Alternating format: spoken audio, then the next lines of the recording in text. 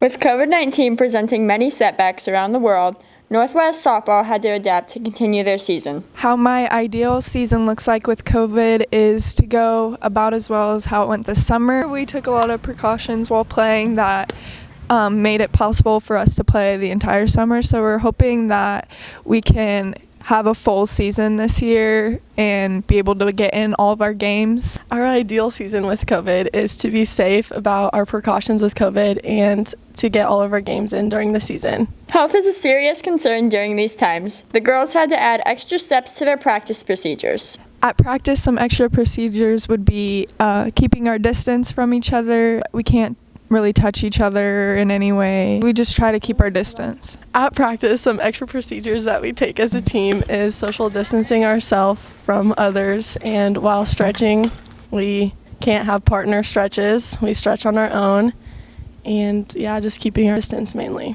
The softball players had to show their sportsmanship in a new way this year on and off the field.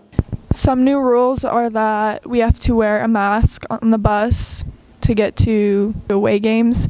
Parents have to bring their own chair and sit along the fence. It can't really use bleachers. We have to switch out our balls during the game, so we only use our balls and the other team only use their balls. Some new rules with COVID while playing games is after the game you cannot go through the line and shake hands with your opponent.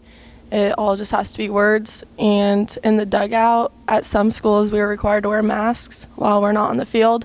Along with personal setbacks that came with a global pandemic, the team also had setbacks to handle as a group. Some setbacks we had was in the winter, we could not have off-season practices like we did last year, so we did them on Zoom, which isn't really the same.